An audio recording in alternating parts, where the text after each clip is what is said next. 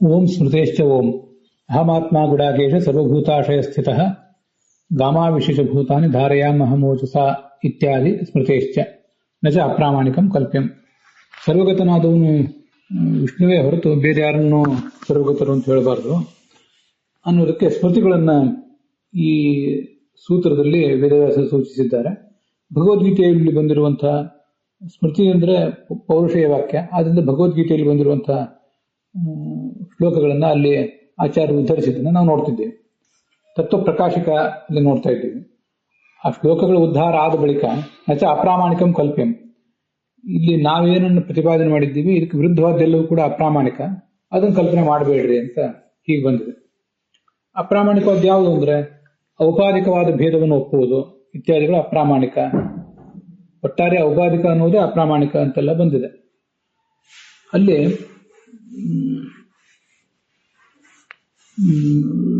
ಭೇದ ಮಿಥ್ಯ ಭೇದತ್ವ ಅಂತ ಅವರೊಂದು ಅನುಮಾನ ಪ್ರಯೋಗ ಮಾಡಿದ್ದಾರೆ. ಭೇದ ಅಂದ್ರೆ ಜೀವೇಶ ಭೇದ. ಜೀವೇಶ ಭೇದ ಅನ್ನೋದು ಪಕ್ಷ, ಮಿಥ್ಯಾ ಅಂತ ಸಾಧ್ಯ, ಭೇದತ್ವ ಅಂತ ಹೇತು ಪ್ರಯೋಗ ಮಾಡಿದ್ದಾರೆ. ಅಲ್ಲಿ ಮಿಥ್ಯಾ ಅಂದ್ರೆ ಏನರ್ಥ ಅಂತ ನಾವು ವಿಕಲ್ಪ ಮಾಡಿದ್ವಿ. ಆ ವಿಕಲ್ಪಗಳಿಗೆ ಅವರು ಉತ್ತರ ಕೊಡ್ಲಿಕ್ಕೆ ವಿಫಲರಾದರು. ಇನ್ನು ಮಿಥ್ಯಾ ಅಂದ್ರೆ ಬಾಧ್ಯ ಅಂತ ಅರ್ಥ ಹೇಳಿದ್ರೆ ಬಾಧ್ಯತ್ವ ಸಾಧನೆ ತತ್ವ ಪ್ರಕಾಶಕ ವಾಕ್ಯ. ಬಾಧ್ಯ ಅಂತ ಹೇಳಿದ್ರು ಕೂಡ ಅದನ್ನು ನಾವು ಒಪ್ಪೇ ಇದ್ದೀವಿ, ಸಿದ್ಧ ಸಾಧನಕ ಬಂತು. ಯಾಕೆಂದ್ರೆ ಬಾಧ್ಯ ಆಗುವುದು ಅಂದ್ರೆ ಒಂದು ತಪ್ಪಾಗಿ ತಿಳಿದಿದ್ದನ್ನು ಸರಿಯಾಗಿ ತಿಳಿಯುವುದು. ಅದು ತಪ್ಪಾಗಿ ಹೇಗೆ ತಿಳಿದಿದ್ದ, ಮೊದಲು ಹೇಗೆ ತಪ್ಪಾಗಿ ತಿಳಿದಿದ್ವಿ ಆಮೇಲೆ ಹೇಗೆ ಸರಿಯಾಗಿ ತಿಳಿದಿದ್ವಿ ಅನ್ನುವುದೆಲ್ಲ ಅಲ್ಲೇನು ಬಂದಿಲ್ಲ. ಆದ್ರಿಂದ ಈ ವಿಜ್ಞಾತಸ್ಯ ಅನ್ಯಥಾ ಸಮ್ಯಕ್ ವಿಜ್ಞಾನಂ ಹೇವ ತನ್ಮತಂ ಅಂತ ಅನುವ್ಯಾಖ್ಯಾನದಲ್ಲಿ ಬಂದಿರೋದ್ರಿಂದ ಈ ಭೇದವನ್ನು ಮಿಥ್ಯಾ ಎಂಬುದಾಗಿ ನಾವು ತಪ್ಪಾಗಿ ತಿಳಿದಿದ್ವು ಇತರ ಶಾಸ್ತ್ರಗಳ ಸಂಪರ್ಕದಿಂದ. ಅಂತಹ ಭೇದವನ್ನು ಸತ್ಯ ಎಂಬುದಾಗಿ ಆಮೇಲೆ ನಾವು ಸರಿಯಾಗಿ ತಿಳ್ಕೊಳ್ತೇವೆ. ಹೀಗೆ ಅನ್ಯಥಾ ವಿಜ್ಞಾತಸ್ಯ ಸಮ್ಯಕ್ ವಿಜ್ಞಾನಂ ಬಾಧ ಅನ್ನೋದು ಭೇದದಲ್ಲಿ ಕೂಡ ನಮ್ಮ ದೃಷ್ಟಿಯಿಂದಲೂ ಬಂದೇ ಬಂತು. ಆದ್ದರಿಂದ ಸಿದ್ಧ ಸಾಧನಕ. ಇನ್ನು ತ್ರಿಕಾಲೇ ಸ್ವರೂಪ ನಿಷೇಧ್ಯತ್ವಂ ಚೇತ್ ಅಸತ್ವಾಪತ್ತಿ. ಅನ್ಯಥಾ ವಿಜ್ಞಾತಸ್ಯ ಸಮ್ಯಕ್ ವಿಜ್ಞಾನಂ ಬಾಧ ಅಂತ ಅಷ್ಟು ಮಾತ್ರ ಅಲ್ಲ, ಇನ್ನೇನು ತ್ರಿಕಾಲೇ ಸ್ವರೂಪ ನಿಷೇಧ ವಿಷಯತ್ವಂ. ಹಿಂದೂ ಮುಂದು ಎಲ್ಲ ಕಾಲದಲ್ಲೂ ಕೂಡ ಅದರ ಸ್ವರೂಪವೇ ಇರಲಿಲ್ಲ. ಭೇದದ ಸ್ವರೂಪ ಅನ್ನೋದು ಇರಲೇ ಇಲ್ಲ, ಅದು ತೋರಿತ್ತಷ್ಟೇ. ಇದೇ ಬಾಧ್ಯತ್ವ ಅಂದ್ರೆ ಹಾಗಾದ್ರೆ ಅಸತ್ವವನ್ನೇ ಹೇಳಿದಂಗಾಯ್ತು. ಚೇತ ಅಸತ್ವಾಪತ್ತಿ. ಆದ್ರೆ ಅದನ್ನು ಅಸತ್ ಅಂತ ನೀವು ಒಪ್ಪೋದಿಲ್ಲ, ನೀವು ಅದನ್ನು ವ್ಯಾವಹಾರಿಕ ಅಂತ ಒಪ್ಪುವ ಪ್ರಯತ್ನದಲ್ಲಿದ್ದೀರಿ. ಅದರಿಂದ ಅದು ಸರಿಯಾಗಲಿಲ್ಲ. ಇನ್ನು ಅದಕ್ಕೆ ಅವ್ರು ಹೇಳೋದಕ್ಕೂ ಪ್ರತೀತಸ್ಯ ಇತಿ ಚೇತ್ ಅಸತ್ ಅಪರೋಕ್ಷತೆಯ ಪ್ರತೀತೆ ವಾಚ್ಯತ್ವಾತ್ ಇತಿ ಅಸತೋಪ ಪ್ರತೀತಿ ಸಿದ್ಧೇ ಅಂತ ಆ ವಾಕ್ಯ. ಇದನ್ನು ಸ್ವಲ್ಪ ನೋಡಿದ್ದೀವಿ, ಮತ್ತೊಮ್ಮೆ ನೋಡಬೇಕು. ಅವರು ಈ ಜಗತ್ತಿಗೆ ನಾವು ಈ ಭೇದಕ್ಕೆ ತ್ರಿಕಾಲೇ ಸ್ವರೂಪ ನಿಷೇಧ ವಿಷಯತ್ವಂ ಅಂತ ಹೀಗೆ ಹೇಳಿದ್ರು ಕೂಡ ಅದು ಅಸತ್ತಾಗಬೇಕಾಗಿಲ್ಲ. ಯಾಕೆಂದ್ರೆ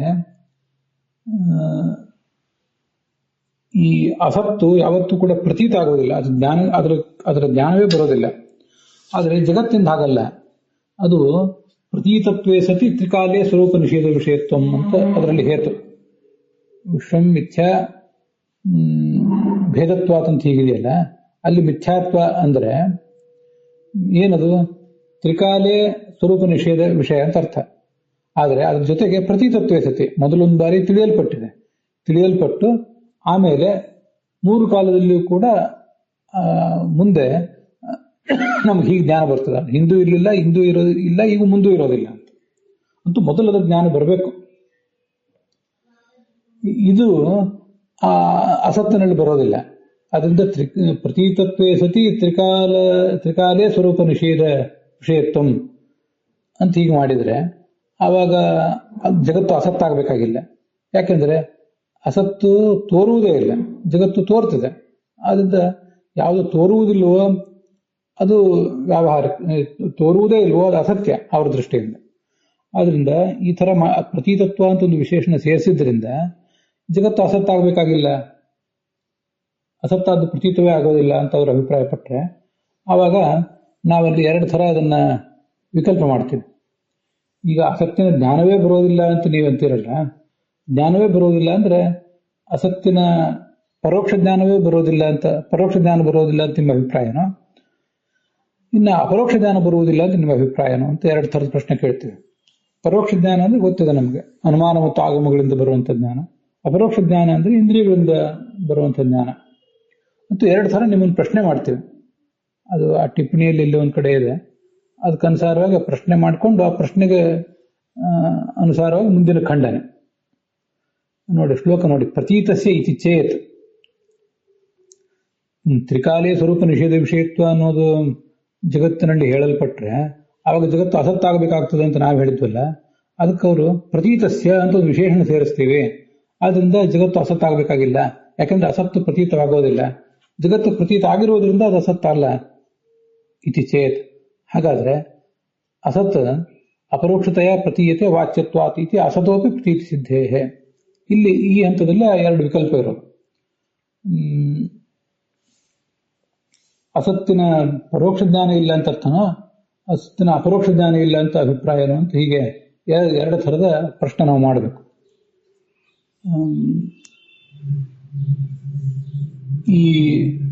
ಅದನ್ನು ಆ ಟಿಪ್ಪಣಿಗಳಿಗೆ ಅನುಸಾರವಾಗಿ ಈ ಮೊದಲನೇದು ಸರಿಯಲ್ಲ. ಅಸತ್ತಿನ ಪರೋಕ್ಷ ಜ್ಞಾನ ಇಲ್ಲ ಅಂತ ಅನ್ನೋದು ಸರಿಯಲ್ಲ. ಯಾಕೆಂದ್ರೆ ಅಸತ್ತಿನ ಪ್ರತೀತಿ ಇಲ್ಲ ಅಂತ ಅವ್ರು ಮಾತಾಡ್ತಿದ್ದಾರಲ್ಲ, ಅದ್ವೈತಿಗಳು ಈಗ ವಾದ ನಡೆದಾಗ ಅಸತ್ತಿನ ಪ್ರತೀತಿ ಇಲ್ಲ ಅಂತ ಮಾತಾಡ್ತಿದ್ದಾರೆ. ಹಾಗೆ ಮಾತಾಡುವಾಗ ಅವನಿಗೆ ಅಸತ್ತಿನ ಪ್ರತೀತಿ ಇದ್ದೇ ಇದೆ. ಯಾವ ಅನುಮಾನವೋ ಆಗಮವೋ ಯಾವುದೋ ಒಂದ್ರ ಮೂಲಕ ಅವನು ಅಸತ್ತಿನ ಜ್ಞಾನವನ್ನು ಪಡ್ಕೊಂಡೇ ಇದ್ದಾನೆ. ಹಾಗೆ ಪಡ್ಕೊಂಡಿದ್ರಿಂದಲೇ ಅಸತ್ತೊಂದು ಶಬ್ದ ಪ್ರಯೋಗ ಮಾಡ್ಲಿಕ್ಕೆ ಅವನಿಗೆ ಬರ್ತದೆ. ಇಲ್ಲದೆ ಹೋದ್ರೆ ಹಾಗೆ ಮಾತಾಡ್ಲಿಕ್ಕೆ ಬರೋದಿಲ್ಲ. ಯಾವ ವಸ್ತುವಿನ ಬಗ್ಗೆ ನಮಗೆ ಏನು ಗೊತ್ತೇ ಇಲ್ವೋ, ಅದು ಸತ್ಯವೇ ಆಗಿರಲಿ ಸುಳ್ಳಾಗಿರಲಿ, ಅದ್ರ ಬಗ್ಗೆ ಒಂದಷ್ಟು ಪ್ರಾಥಮಿಕ ಜ್ಞಾನವಾದರೂ ಇದ್ರೆ ನಾವು ಅದ್ರ ಬಗ್ಗೆ ಮಾತಾಡಬಹುದು. ಅಸತ್ತು ಪ್ರತೀತವಾಗುವುದಿಲ್ಲ ಅಂತ ನೀವು ಮಾತಾಡಬೇಕಾದ್ರೆ ಅಸತ್ತಿನ ಬಗ್ಗೆ ನಿಮ್ಗೆ ಜ್ಞಾನ ಇದ್ದೇ ಇದೆ. ಮತ್ತೆ ಬೇರೆ ಬೇರೆ ಉದಾಹರಣೆಗಳು ಹೇಳ್ಬೇಕು ಅದಕ್ಕೆ. ಇಲ್ಲಿ ಅದು ಸ್ವಲ್ಪ ಗೊಂದಲ ಆಗ್ತದೆ. ಈಗ ನನಗೆ ಆನೆಯ ಬಗ್ಗೆ ಗೊತ್ತಿಲ್ಲ ಅಂತ ನಾ ಹೇಳಿದ್ರೆ, ಹೌದು ಆನೆ ಬಗ್ಗೆ ವಿಶೇಷವಾಗಿ ಗೊತ್ತಿಲ್ಲ ಅಂತ ಅರ್ಥ, ಸ್ವಲ್ಪನೂ ಗೊತ್ತಿಲ್ಲ ಅಂತ ಅರ್ಥ ಅಲ್ಲೇ ಅಲ್ಲ. ನನಗೆ ಆನೆ ಅಂದ್ರೆ ಏನಂತ ಗೊತ್ತಿಲ್ಲ ಅಂತ ಹೇಳಿದ್ರೆ, ಆನೆ ಅನ್ನೋದು ಯಾವುದೋ ಒಂದು ಪ್ರಾಣಿ ಅಂತ ಗೊತ್ತಿದೆ, ಆದರೆ ಅದು ನೆಲದಲ್ಲಿ ಸಂಚಾರ ಮಾಡುವುದು, ಜಲದಲ್ಲಿ ಸಂಚಾರ ಮಾಡುವುದು, ಆಕಾಶ ಸಂಚಾರಿ ಪ್ರಾಣಿಯೋ ಅನ್ನೋದು ಗೊತ್ತಿಲ್ಲ. ನೀವು ಅದನ್ನ ನಂಗೆ ಹೇಳ್ರಿ ಅಂತ ಅರ್ಥ. ನನಗೆ ಆನೆ ಅಂದ್ರೆ ಏನು ಗೊತ್ತಿಲ್ಲ ಅಂದ್ರೆ ಅದು ಪ್ರಾಣಿಯೋ ಅಥವಾ ಅದೊಂದು ಜಡ ವಸ್ತುವೋ ಅದು ಗೊತ್ತಿಲ್ಲ, ಅದ್ರ ಬಗ್ಗೆ ಹೇಳ್ರಿ ಅಂತ ಅರ್ಥ. ಅಂತೂ ಆನೆ ಅಂತ ಅನ್ನೋದೊಂದು ಏನೋ ಇದೆ, ಅದ್ರ ಬಗ್ಗೆ ವಿಶೇಷ ಗೊತ್ತಿಲ್ಲ, ಅದ್ರ ಬಗ್ಗೆ ಹೇಳ್ರಿ ಅಂತ ಅರ್ಥ. ಏನೂ ಗೊತ್ತಿಲ್ಲದೆ ಹೋದ್ರೆ ಆನೆ ಶಬ್ದ ಪ್ರಯೋಗ ಆದ್ರೂ ಹೇಗೆ ಮಾಡ್ತಾನೆ? ಇದು ಜಗತ್ತಿನಲ್ಲಿ ನಾವೆಲ್ಲ ಕಂಡಿರುವಂಥದ್ದು. ಅಸತ್ಯದ ಬಗ್ಗೆನೂ ಹಾಗೇನೆ. ಶಿಶ ವಿಷಾಣ ಇಲ್ಲ, ಶುಕ್ತಿರ ಜೊತೆ ಇಲ್ಲ, ಹೀಗೆಲ್ಲ ಗಂಧರ್ವನಗರ ಇಲ್ಲ ಅಂತ ಹೀಗೆಲ್ಲ ಹೇಳ್ಬೇಕಾದ್ರೆ ಅದ್ರ ಬಗ್ಗೆ ಅವನಿಗೆ ಒಂದು ಸಣ್ಣ ಜ್ಞಾನವೂ ಕೂಡ ಇಲ್ಲದೆ ಹೋದ್ರೆ ಗಂಧರ್ವನಗರ, ಶಶಿ ವಿಷಾಣ ಈ ಎಲ್ಲ ಶಬ್ದಗಳನ್ನು ಪ್ರಯೋಗ ಮಾಡ್ಲಿಕ್ಕೆ ಹೇಗೆ ಸಾಧ್ಯ? ಆದ್ರಿಂದ ಶಬ್ದ ಪ್ರಯೋಗ ಮಾಡ್ಬೇಕಾದ್ರೆ ಒಂದು ಬೇಸಿಕ್ ಜ್ಞಾನ ಬೇಕಲ್ಲ. ಆ ಬೇಸಿಕ್ ಜ್ಞಾನವೇ ಇಲ್ಲದೆ ಹೋದ್ರೆ, ಪರೋಕ್ಷ ಜ್ಞಾನವೂ ಇಲ್ಲದೆ ಹೋದ್ರೆ, ಅನುಮಾನ ಮತ್ತು ಆಗಮಗಳಿಂದಲೂ ಅದರ ಜ್ಞಾನ ಬಂದಿಲ್ಲ ಅಂತಾದ್ರೆ ಅವನು ಅಸತ್ತಿನ ಎಂಬುದಾಗಿ ಶಬ್ದ ಪ್ರಯೋಗ ಮಾಡಲಿಕ್ಕೆ ಸಾಧ್ಯ ಇಲ್ಲ. ಆದ್ರಿಂದ ಅವನಿಗೆ ಅಸತ್ತಿನ ಜ್ಞಾನ ಬಂದಿದೆ ಅಂತಲೇ ಹೇಳಬೇಕು. ಅದರಿಂದ ಪರೋಕ್ಷ ಜ್ಞಾನ ಬಂದಿಲ್ಲ ಅಂತ ಮೊದಲನೇ ಪಕ್ಷ ಬಿದ್ದೋಯ್ತು. ಇನ್ನ ಅಪರೋಕ್ಷ ಜ್ಞಾನ ಬಂದಿಲ್ಲ ಅಂತ ನಾವು ಹೇಳ್ತೀವಿ ಅಂದ್ರೆ ಆ ಪಕ್ಷನೂ ಕೂಡ ಸರಿಯಲ್ಲ. ಯಾಕೆಂದ್ರೆ ಅಸತ್ ಅಂತ ಪಕ್ಷ ಮಾಡ್ಕೋತೀವಿ. ಅಪರೋಕ್ಷತೆಯ ಪ್ರತೀಯತೆ, ಅಪರೋಕ್ಷವಾಗಿ ಅದು ತಿಳಿಯಲ್ಪಟ್ಟಿದೆ ಅಂತ ಸಾಧನೆ ಮಾಡ್ತೀವಿ. ಯಾಕೆಂದ್ರೆ ವಾಚ್ಯತ್ವ, ವಾಚ್ಯ ಆಗಿರುವುದರಿಂದ ಅಂತ ಹೇತು ಪ್ರಯೋಗ ಮಾಡ್ತೇವೆ. ಇದು ಅಪರೋಕ್ಷತ್ವವನ್ನು ಸಾಧನೆ ಮಾಡುವಂತಹ ಒಂದು ಅನುಮಾನ ಪ್ರಯೋಗ. ಹೀಗೆ ವಾಚ್ಯವಾಗಿರುವುದರಿಂದ, ಅಂದ್ರೆ ಯಾವ್ದಾದ್ರು ಒಂದು ಶಬ್ದದಿಂದ ವಾಚ್ಯ ಆಗಿರುವುದರಿಂದ ಅದು ಅಪರೋಕ್ಷತೆಯ ಪ್ರತೀತಿಗೆ ವಿಷಯ ಆಗಿದೆ ಅಂತ ಅದರ ತಾತ್ಪರ್ಯ.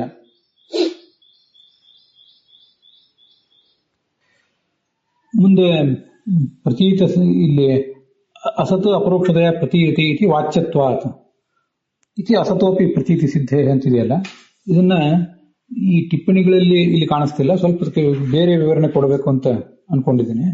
ಅದು ಹೇಗೆಂದ್ರೆ ಅತ್ಯಂತ ಅಸತ್ತಿನ ಅಪರೋಕ್ಷ ಜ್ಞಾನವೂ ಕೂಡ ಇದ್ದೇ ಇದೆ. ಹೇಗೆ ಅಂತಂದ್ರೆ, ಈಗ ಒಬ್ಬ ಮೊಲದ ಕೊಂಬಿನ ಬಗ್ಗೆ ಅವನಿಗೆ ಭ್ರಾಂತಿ ಬಂತು. ಅಥವಾ ಶುಕ್ತಿ ರಜತದ ಬಗ್ಗೆ ಭ್ರಾಂತಿ ಬಂತು. ನಮ್ಮ ಸಿದ್ಧಾಂತದಲ್ಲಿ ಶುಕ್ತಿ ರಜತವು, ರಜ್ಜು ಸರ್ಪವು, ಮೊಲದ ಕೊಂಬು ಎಲ್ಲನೂ ಒಂದೇ, ಎಲ್ಲ ಅತ್ಯಂತ ಅಸತ್ಯವೇ ಅದು. ಅವನು ಆ ಭ್ರಮೆಯನ್ನ ಹೊಂದಿ ಆ ಭ್ರಮ ಪರಿಹಾರ ಆದಮೇಲೆ ಏನ್ ತಿಳ್ಕೊಂಡಿದ್ದೀನಿ ಇಲ್ಲಿವರೆಗೆ ಅಂತ ಕೇಳ್ತೇವೆ ನಾವು. ಏನ್ ತಿಳ್ಕೊಂಡಿದ್ದೀನಿ ಕೇಳಿದಾಗ ಅತ್ಯಂತ ಅಸದೇವ ರಜತಂ ಪ್ರತ್ಯಭಾತ್, ಅತ್ಯಂತ ಅಸತ್ತಾದ ರಜತವನ್ನೇ ಇಲ್ಲಿ ತನಕ ನಾನು ತಿಳ್ಕೊಂಡ್ಬಿಟ್ಟಿದ್ದೆ ಅಂತ ಹೇಳ್ತಾನೆ. ಆ ಮೊಲದ ಕಿವಿಗಳನ್ನು ನೋಡಿ ಅದನ್ನೇ ಕೊಂಬು ಅಂತ ತಿಳ್ಕೊಂಡ್ಬಿಟ್ಟಿದ್ದೆ, ಅತ್ಯಂತ ಅಸತ್ತಾದನ್ನೇ ನಾನು ಸತ್ಯ ಅಂತ ತಿಳ್ಕೊಂಡ್ಬಿಟ್ಟಿದ್ನಲ್ಲ, ಈಗ ಅದು ಪರಿಹಾರ ಆಯ್ತಲ್ಲ ಅಂತ ಸಮಾಧಾನ ಪಟ್ಕೋತಾನೆ. ಹೀಗೆ ಬೇರೆ ಬೇರೆ ಕಡೆ ನಮ್ಮ ಅನುಭವಗಳಿದೆ, ನಾವು ಇದನ್ನ ಗಮನಿಸಬೇಕು. ಕಪ್ಪೆ ಚಿಪ್ಪಿನಲ್ಲಿ ಬೆಳ್ಳಿ ಯಾವುದೋ ಕೆಲವರಿಗೆ ಭ್ರಾಂತಿ ಬಂದಿರಬಹುದು, ಹಗ್ಗದಲ್ಲಿ ಹಾವು ಇನ್ನು ಕೆಲವು ಜನರಿಗೆ ಹೆಚ್ಚಿನ ಭ್ರಾಂತಿ ಬಂದಿರಬಹುದು. ಅಂದ್ರೆ ಈ ತರದ ಭ್ರಾಂತಿಗಳು ಯಾರ್ಯಾರಿಗೆ ಬಂದಿರೋ ಸಾಧ್ಯತೆ ಇದೆ ಅನ್ನೋದಕ್ಕಾಗಿ ಹೇಳ್ತಿದ್ದಾನೆ ಅಷ್ಟೇ. ಇನ್ನ ಮೊಲದ ಕೊಂಬು ಇದೆ ಅಂತ ಯಾರಿಗೆ ಹಾಗೆ ಅಪರೋಕ್ಷ ಭ್ರಾಂತಿ ಬಂದಿರ್ತದೆ? ಪ್ರಖರವಾದ ಬಿಸಿಲಿನಲ್ಲಿ ಕಪ್ಪೆ ಚಿಪ್ಪಿನ ಮೇಲೆ ಬೆಳಕು ಬಿದ್ದಾಗ ಅದು ನೋಡಿ ಬೆಳ್ಳಿದ ಭ್ರಾಂತಿ ಬರ್ತದೆ, ಒಪ್ಪಬಹುದು. ಇನ್ನ ಕತ್ತಲಲ್ಲಿ ಹಗ್ಗವನ್ನು ಮೆಟ್ಟಿದಾಗ ಅಲ್ಲಿ ಹಾವಿದೆ ಅಂತ ಭ್ರಾಂತಿ ಬಂದಿರಬಹುದು, ಅದನ್ನು ನಾವು ಅನುಭವಿಸಿದ್ದ. ಮೊಲದ ಕೊಂಬಿನ ಬಗ್ಗೆ ಅಪರೋಕ್ಷ ಜ್ಞಾನ ಯಾರಿಗೆ ಬಂದಿರ್ತದೆ ಅಂದ್ರೆ, ಮೊಲಕ್ಕೆ ಈ 2 ಕಿವಿಗಳೇನು ಉದ್ದವಾಗಿ ನಿಂತಿರ್ತವೆ, ಅದನ್ನೊಬ್ಬ ಎಳೆಯ ವಯಸ್ಸಿನ ಬಾಲಕ ನೋಡಿದಾಗ ಅದು ಅವನಿಗೆ ಕೊಂಬಿನಂತೆ ಕಾಣಿಸ್ತದೆ. ಮೊಲವನ್ನು ಇಲ್ಲಿವರೆಗೆ ಅವನು ನೋಡಿಲ್ಲ. ಹಾಗೆ ನೋಡಿಲ್ಲದೆ ಹೋದಾಗ ಅವನು ಅದನ್ನ ಆ ಅದರ ಕಿವಿಗಳನ್ನು ನೋಡಿದಾಗ ಕೊಂಬು ಅಂತ ಅವನಿಗೆ ಕಾಣಿಸ್ಬೋದು.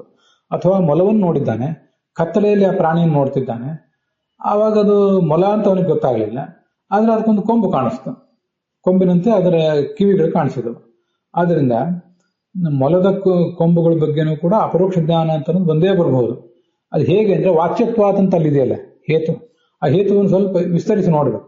ಇಲ್ಲಿವರೆಗೆ ಆ ಕೊಂಬನ್ನೇ ನಾನು, ಅದರ ಕಿವಿಗಳನ್ನೇ ನಾನು ಕೊಂಬು ಅಂತ ತಿಳ್ಕೊಂಡ್ಬಿಟ್ಟಿದ್ನಲ್ಲ ಅಂತ ಅವನಿಗೆ ಆ ಥರದ ಭ್ರಾಂತಿ ಬರುವ ಸಾಧ್ಯತೆ ಇದೆ. ಅದರಿಂದ ಅವ್ರ ದ್ವೈತಿಗಳು ತಮ್ಮ ಸಿದ್ಧಾಂತದಲ್ಲಿ ಶುಕ್ತಿ ರಜತವನ್ನು, ರಜ್ಜು ಸರ್ಪವನ್ನು ಪ್ರಾತಿಭಾಸಿಕ ಅಂತಲೂ, ಶಶವಿಷಾಣವನ್ನ ಅತ್ಯಂತ ಅಸತ್ಯ ಅಂತಲೂ ವರ್ಗೀಕರಿಸಿದ್ದಾರೆ. ನಾವು ಹಾಗೆ ವರ್ಗೀಕರಿಸಬೇಕಾಗಿಲ್ಲ. ನಮ್ಮ ದೃಷ್ಟಿಯಲ್ಲಿ ಸತ್ಯ ಮತ್ತು ಅಸತ್ಯ ಎರಡೂ ಕೂಡ ಎರಡೇ ವಿಭಾಗ ಇರೋದು.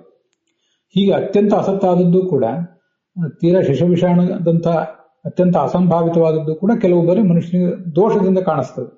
ನಾನು ಇದನ್ನ ತೀರಾ ಸಮೀಪದಲ್ಲಿ ತುಂಬಾ ವೃದ್ಧರಾದವರು ಅಂಥವ್ರದ್ದೆಲ್ಲ ಕೆಲವ್ರದ್ದು ಪರೀಕ್ಷೆ ಮಾಡಿ ನಾನು ಇದನ್ನ ನೋಡಿದ್ದೇನೆ. ಅದು ಹೇಗೆ ಕಾಣಿಸ್ತದೆ ಅಂದ್ರೆ, ಈಗ ಒಂದು ಖಾಲಿ ಜಾಗ, ವೃದ್ಧರು ಕೂತಿದ್ದಾರೆ, ಖಾಲಿ ಜಾಗದಲ್ಲಿ ಅವರಿಗೆ ಇದ್ದಕ್ಕಿದ್ದಂತೆ ಒಂದು 50-100 ಜನ ಮನೆಗೆ ಬಂದಂತೆ ಕಾಣಿಸ್ತದೆ. ಇದನ್ನ ಗಮನಿಸ್ಬೇಕು ನೀವು. ಈಗ ಒಬ್ಬ ಅಧಿಷ್ಠಾನ ಮತ್ತು ಆರೋಪಿತ ಅಂತ 2 ಸಂಗತಿಗಳನ್ನ ನಾವು ಹೋಗ್ತೇವೆ.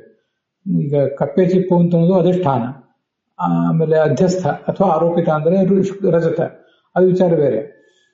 ಖಾಲಿ ಜಾಗದಲ್ಲಿ ಅಲ್ಲಿ ಯಾವ ಅಧಿಷ್ಠಾನವೂ ಇಲ್ಲ. ಇದು ನಾವು ಕೆಲವು ಸರಿ ವಿದ್ವಾಂಸರು ಚರ್ಚೆ ಮಾಡಿದಾಗ ನಮ್ಮಲ್ಲಿ ನಮ್ಮ ಸಹಮತಕ್ಕೆ ಬಂದಂತಹ ವಿಷಯ.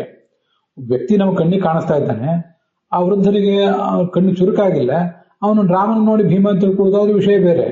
ಯಾಕಂದ್ರೆ ರಾಮನನ್ನಾದ್ರೂ ನೋಡಿದಾರವರು, ಅದು ಅಧಿಷ್ಠಾನ, ಅವನು ಭೀಮ ಅಂತ ತಿಳ್ಕೊಂಡಿದ್ದಾರೆ ಅಷ್ಟೇ. ಆದ್ರೆ ಭ್ರಾಂತಿಗಳು ವಿಪರೀತಕ್ಕೆ ಹೋದಾಗ ಖಾಲಿ ಜಾಗದಲ್ಲಿ ಒಂದು 50 ಜನ ಇದ್ದಾರೆ ಅಂತ ಬಂದ್ಬಿಡ್ತದೆ. ಅಲ್ಲಿ ಖಾಲಿ ಜಾಗವೇ ಅಧಿಷ್ಠಾನ. ನಮಗೆ ನಿಮಗೆ ಅನಿಸ್ತದಲ್ಲ, ನಮಗೆ ನಿಮಗೆ ಬಂದಿರುವ ಭ್ರಾಂತಿಗಳು ಬಹಳ ಸಣ್ಣದು. ಅದಕ್ಕಾಗಿ ಕಪ್ಪೆ ಚಿಪ್ಪಿಗೂ ಬೆಳ್ಳಿಗೂ ಸಾದೃಶ್ಯ ಇದೆ, ಹಗ್ಗಕ್ಕೂ ಹಾವಿಗೂ ಸಾದೃಶ್ಯ ಇದೆ. ಇನ್ನ ಮೊಲದ ಕಿವಿಗಳಿಗೂ ಅದರ ಕೊಂಬಿಗೂ ಸಾದೃಶ್ಯ ಇದೆ. ಖಾಲಿ ಜಾಗಕ್ಕೂ ಒಂದು 50 ಜನರಿಗೂ ಏನು ಸಾದೃಶ್ಯ? ತುಂಬಾ ವಿಚಿತ್ರ ಇದೆಲ್ಲ. ಆದ್ರೂ ಹಾಗೆ ಬರ್ತದೆ. ಹಾಗೆ ಬಂದಿರೋದು ಆದ್ರಿಂದ ವೃದ್ಧರಾದವರು ಚಡಪಡಿಸೋದು, ಇಲ್ಲಿ ಅವ್ರೊಂದು 50 ಜನ 100 ಜನ ಬಂದಿದ್ದಾರೆ, ಅವರಿಗೆಲ್ಲ ವ್ಯವಸ್ಥೆ ಮಾಡ್ರಿ ಅಂತ ಅವ್ರು ಹೇಳೋದು, ಇದನ್ನೆಲ್ಲ ನಾನು ನೋಡಿದ್ದೇನೆ. ಅದರಿಂದ ಅದರ ಅರ್ಥ ಏನಂದ್ರೆ, ಅಸತ್ತಾದ ವಸ್ತುವು ಅಪರೋಕ್ಷತೆಯ ಕಾಣಿಸ್ತದೆ. ಯಾಕಂದ್ರೆ ವಾಚ್ಯತ್ವ, ಅವರು ಅದನ್ನ ತಮ್ಮ ಮಾತಿನ ಮೂಲಕ ವ್ಯಕ್ತ ಮಾಡಿ ತೋರಿಸಿದ್ದಾರೆ ಅಂತ. ಹೀಗೆ ಅದರ ಸ್ವಲ್ಪ ಎಕ್ಸ್ಪ್ಯಾಂಡ್ ಮಾಡಬೇಕು. ಆ ಥರ ಮಾಡಿದ್ರೆ ನಮ್ಮ ಅನುಭವಕ್ಕೆ ಬಂದಿರುವಂತಹ ಒಂದು ವಿಷಯವನ್ನು ನಾವು ನಿರೂಪಿಸಿದಂಗೆ ಆಗ್ತದೆ. ಅದರಿಂದ ಅತ್ಯಂತ ಅಸತ್ತಾದದ್ದು ಕೂಡ ಜ್ಞಾನ ಒಂದೇ ಬರಬಹುದು. ಅಸತ್ ಅಪರೋಕ್ಷತೆಯ ಪ್ರತೀಯತೆ ವಾಚ್ಯತ್ವಾದಂತ ಅನುಮಾನ ಪ್ರಯೋಗ ಮಾಡಿದಾರಲ್ಲ, ಇದು ಅಸತ್ತಿನ ಅಪರೋಕ್ಷ ಜ್ಞಾನ ಇದೆ ಅಂತ ಅನ್ನೋದಕ್ಕೆ ಸಾಧಕವಾದಂತಹ ಅನುಮಾನ. ಅಸತ್ ಪರೋಕ್ಷತೆಯ ಪ್ರತೀಯತೆ ವಾಚ್ಯತ್ವಾದಂತ ಅದಕ್ಕೂ ಕೂಡ ಇದೇ ಅನುಮಾನ ಅಂತ ನನ್ನ ಅಭಿಪ್ರಾಯ. ಅಂದ್ರೆ ಅಲ್ಲಿ ಅಸತ್ ಪರೋಕ್ಷತೆಯ ಪ್ರತೀಯತೆ ಅಂತ. ಯಾಕಂದ್ರೆ ಈಗ ಅಸತ್ತಿನ ಜ್ಞಾನ ಇಲ್ಲ ಅಂತ ಮಾತಾಡ್ತಿದ್ದಾನಲ್ಲ ಒಬ್ಬ, ಅವನಿಗೆ ಹತ್ರ ಶಬ್ದ ಪ್ರಯೋಗ ಮಾಡಬೇಕಾದ್ರೆ ಅಸತ್ತಿನ ಜ್ಞಾನ ಇರಬೇಕು ಅಂತ ನಾವು ಹೇಳಿದ್ವಲ್ಲ, ಅದು ಪರೋಕ್ಷ ಜ್ಞಾನ. ಅಂತೂ ವಾಚ್ಯತ್ವಾತ್, ಅವನ ಬಾಯಿಯಿಂದ ಅಸತ್ತಿಗೆ ಜ್ಞಾನವಿಲ್ಲ ಎಂಬುದಾಗಿ ಅವನೇನು ವಚನ ಮಾಡ್ತಿದ್ದಾನೆ, ಆ ವಚನಕ್ಕೆ ಅದು ವಿಷಯ ಆಗಿದೆ.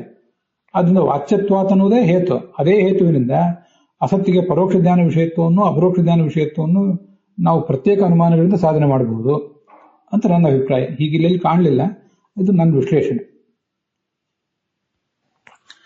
ಅಲ್ಲಿಗೆ ಇವತ್ತಿನ ಈ ಭಾಗ ಸಮಾಪ್ತ ಆಗಿದೆ.